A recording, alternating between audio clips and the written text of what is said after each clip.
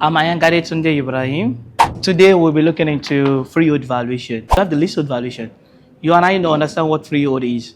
That is the ownership is in perpetuity. But in Nigerian reverse is the case.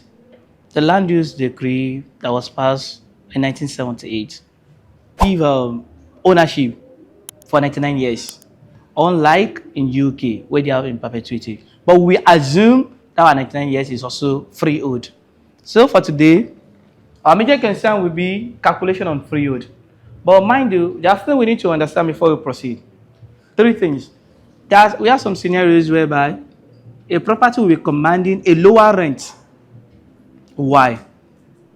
Some scenario. One of the scenarios is just first is just that as at the time the man entered into agreement with the landlord, the rent was paying them, will be paying a market rent, the normal rent. But with time, property appreciates in value. Maybe they have not reviewed the rent. That is one scenario one. Scenario two is this. Maybe the tenant is paying a premium. And you understand what premium is?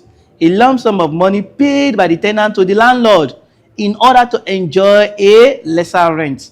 You can see that property is not commanding the market rent. There is another scenario which the third one is the tenant might be a sitting tenant. What do we mean by sitting tenant? A tenant that has been in the premises, has been occupying a premises for more than, let me say, for more than 3 years. So the landlord will feel like, oh, let's not increase his rent like that. So there is a way they increase their own rent. So these three scenarios, most time, any of this, when it's setting, the property will be commanding a lower rent compared to the market rent. So for today, we are looking into, as I said, we are looking into freehold valuation and calculation on them as well.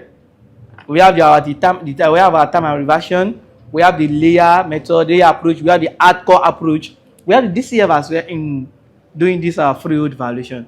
But for today, we'll focus on term and reversion and layer approach. For today, it is freehold valuation. And I've listed the scenarios whereby we have a tenant or a property commanding a lower rent compared to market rent. So for this, we have the term and reversion that we'll be looking into. Term and reversion, the layer approach, we have the hardcore approach,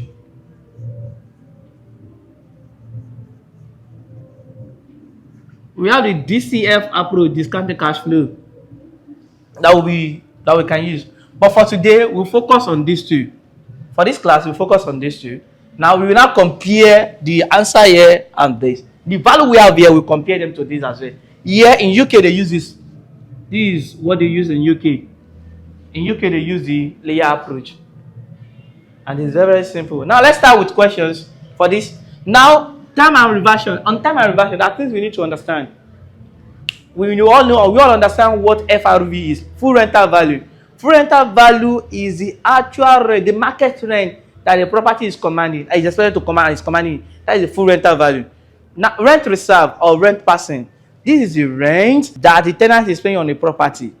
Market rent reserve, or we call it rent passing.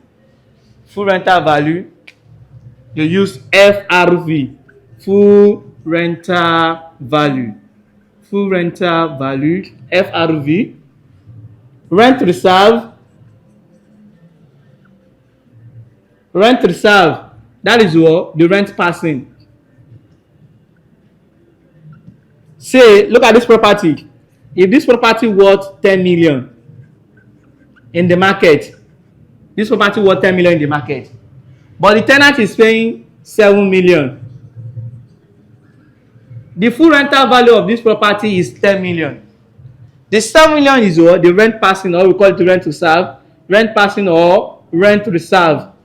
We need them here in this our term and reversion. In 10 the story actually talking about, okay, fine, when the tenant is still using the property.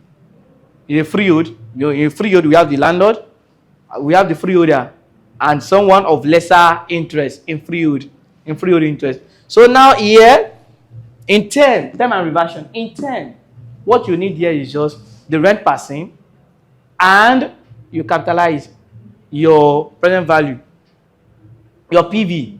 Now, here the difference between this rate and this rate, the I here and the I here is this. Here in practice, what they do is this: n and n minus 1. If your I is 6%, if your yield is 6% in your question, for the term you are expected to use a lower yield. That will be n minus 6 minus 1, which is what? 5%. 5%. Why is it like that? They believe that, fine, the tenant is paying a lower rent. He is expected not to default the payment. Some property that worth 10 million, you're now paying 7 million. It's worth 10 million, you're paying 7 million. The chance of it defaulting is very slim. So that is why they use this 5% for you. Okay, let's give him this. But for the reversion, where the property is now coming back to the original owner, to the freeholder himself, so you use a higher yield on that one. You have to value. First thing in calculating valuation analysis, you analyze your data. Then from there, you know what you need and what you don't need. Now for this term, you have to value term or rent passing, rent reserve or rent passing. Let's say this. Then the next thing is YP at your percent, your I, then the number of years, anything you to have. When you multiply them together, you have your capital value for 10, CV for 10, capital value for 10, CV 10. Now for reversion now. For reversion, you need your full rental value, FRV, the market rent. Then here, you do your YP at your percent, YP deferred, that is 1 all over AI. YP deferred is the formula for YP deferred. YP deferred at also percent, at also then a particular years.